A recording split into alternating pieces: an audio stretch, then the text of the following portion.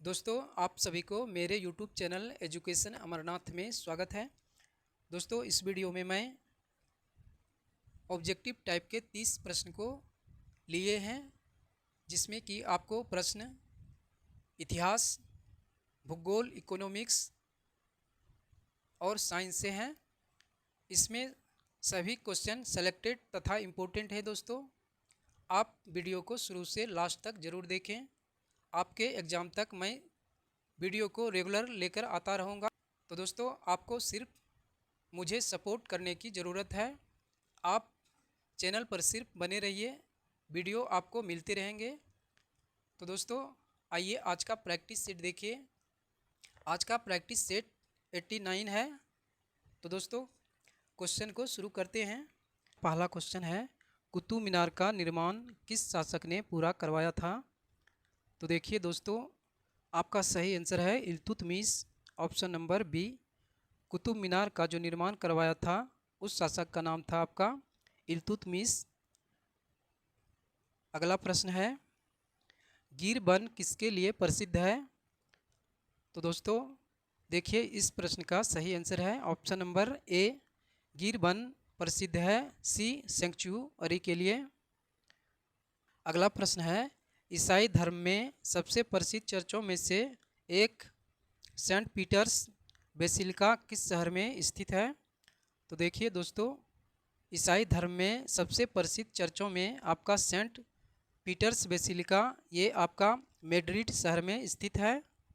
सही answer option number A, Madrid शहर इस प्रश्न का हो जाएगा।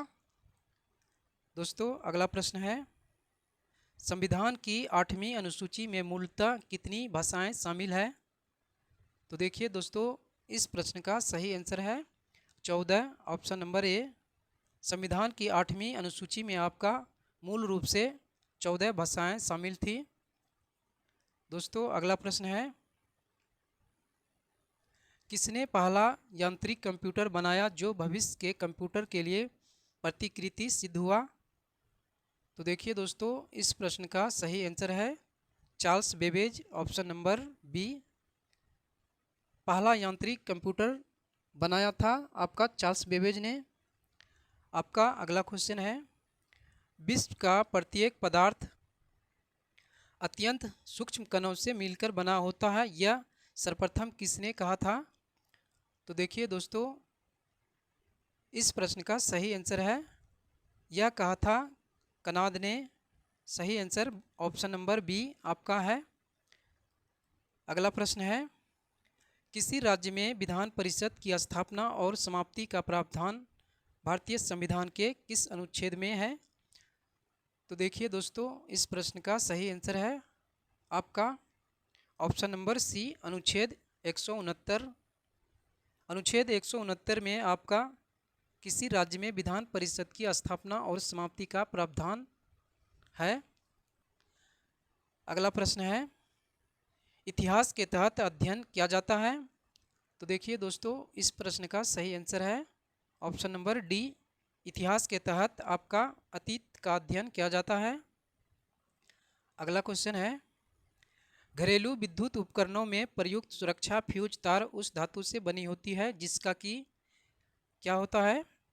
तो देखिए दोस्तों, इस प्रश्न का सही आंसर है आपका ऑप्शन नंबर सी, जिसका कि गलनांक कम हो। आपका अगला क्वेश्चन है, निम्न में से कौन लौह चुंबकीय पदार्थ नहीं है? तो देखिए दोस्तों, आपका इनमें से लौह चुंबकीय पदार्थ तांबा नहीं है। सही आंसर ऑप्शन नंबर बी, आपका तांबा लौह चुंबकीय पदार्थ नहीं है। आपका अगला प्रश्न है, पुष्कर झील कहाँ स्थित है? तो देखिए दोस्तों, सही आंसर है राजस्थान। पुष्कर झील ये आपका राजस्थान में है। आपका अगला क्वेश्चन है, समस्त इतिहास वर्ग संघर्ष का इतिहास है, यह कथन किसने कहा था?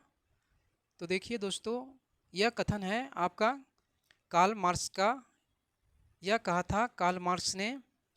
आपका अगला प्रश्न है, यात्री इब्न बतूता कहाँ से आया था?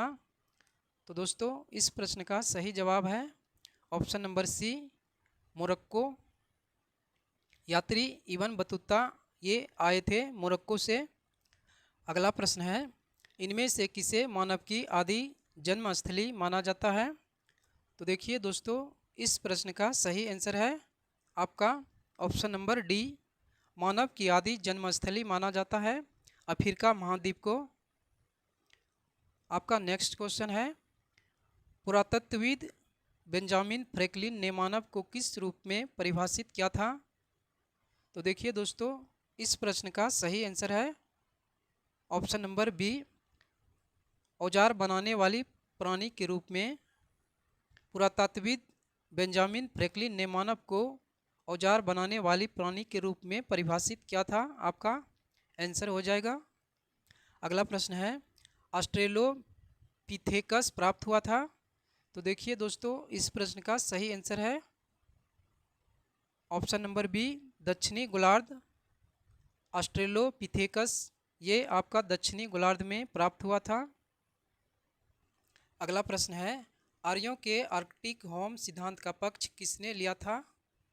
तो दोस्तों, सही आंसर है ऑप्शन नंबर सी, बीजी तिलक। आर्यों के आर्कटिक होम सिद्धांत का पक्ष लिया था बीजी तिलक ने। आपका अगला प्रश्न है, किस आंदोलन के दौरान सबसे बड़ा कृषक छापामार युद्ध देखने को मिला? तो देखिए दोस्तों, इस प्रश्न का सही आंसर है तेलंगाना आंदोलन, ऑप्शन नंबर ए। सबसे बड़ा कृषक छापामार युद्ध देखने को मिला था तेलंगाना आंदोलन। अगला क्वेश्चन है, भारत के कुछ भागों में पेयजल में निम्नलिखित में से कौन से प्रदूषक पाए जाते हैं? तो देखिए दोस्तों, आपका सही आंसर है option number A, arsenic. Bharat के कुछ भागों में पेयजलों में आपका आर्सेनिक नामक प्रदूषक पाए जाते हैं। आपका अगला प्रश्न है, समुद्री जल को किस प्रक्रिया से शुद्ध किया जा सकता है? तो दोस्तों, इस प्रश्न का सही आंसर है आसवन, ऑप्शन नंबर ए। समुद्री जल को आसवन प्रक्रिया के द्वारा शुद्ध किया जा सकता है। आपका अगला क्वेश्चन है, वेंचुरी मीटर का प्रयोग किसके मापन के लिए किया जाता है? तो दोस्तों, इस प्रश्न का सही आंसर है option number A, venturi meter का प्रयोग तरल के प्रवाह की दर मापने के लिए किया जाता है। आपका सही आंसर हो जाएगा। अगला प्रश्न है, नाइट्रोजन किसका अनिवार्य घटक होता है? तो दोस्तों, इस प्रश्न का सही आंसर है protein, option number B. Nitrogen जो है यह अनिवार्य घटक है प्रोटीन का। अगला क्वेश्चन है, किसी अर्थव्यवस्था का द्वितीयक क्षेत्र हवाला देता है? तो देखिए दोस्तों, इस प्रश्न का सही आंसर है ऑप्शन नंबर ए, किसी अर्थव्यवस्था का द्वितीयक क्षेत्र हवाला देता है निर्माण क्षेत्र का। आपका अगला क्वेश्चन है, लज्जा पुस्तक का लेखक कौन है? तो देखिए दोस्तों, इस प्रश्न का सही आंसर है Taslima Nasreen, option number B. लज्जा पुस्तक के लेखक का नाम है तस्लीमा नसरीन। अगला प्रश्न है, परमाणु ऊर्जा आयोग का गठन कब हुआ था? तो देखिए दोस्तों, सही आंसर है आपका इनमें से ऑप्शन नंबर ए, परमाणु ऊर्जा आयोग का गठन हुआ था अगस्त 1948 ईस्वी में। आपका अगला प्रश्न है, भारतीय राष्ट्रीय कांग्रेस में निम्न में से किसको नरमदलीय नेता के तौर पर नहीं जाना जाता था? तो देखिए दोस्तों, सही आंसर है बाल Gangadhar Tilak, option number A. बाल गंगाधर तिलक को नरमदलीय नेता के रूप में नहीं जाना जाता था भारतीय राष्ट्रीय कांग्रेस में। अगला प्रश्न है, रबड़ किस प्राकृतिक प्रदेश की उपज है? तो दोस्तों, सही आंसर है आपका इनमें से ऑप्शन नंबर बी, रबड़ जो है यह विषुवतीय प्रदेश की उपज है। सही आंसर आपका हो जाएगा। अगला क्वेश्चन है, किस प्राकृतिक प्रदेश को गर्म पेटी के रूप में जाना जाता है? तो दोस्तों, आपका सही आंसर है इनमें से ऑप्शन नंबर ए, विषुवतीय प्रदेश। विषुवतीय प्रदेश को गर्म पेटी के रूप में जाना जाता है। आपका अगला प्रश्न है, विषुवतीय प्रदेशों में वर्ष भर तापमान उच्च रहता है क्योंकि? तो दोस्तों देखिए, इस प्रश्न का सही आंसर है ऑप्शन नंबर बी, क्योंकि विषुवत रेखा के दोनों ओर विस्तार है जिससे सूर्य वर्ष भर सीधा चमकता है, जिससे तापमान ऊंचा रहता है।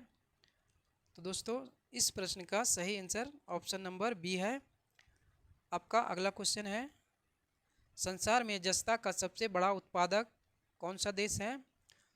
तो देखिए दोस्तों, इस प्रश्न का सही आंसर है चीन, ऑप्शन नंबर ए। संसार में जस्ता का सबसे बड़ा उत्पादक देश है आपका चीन देश।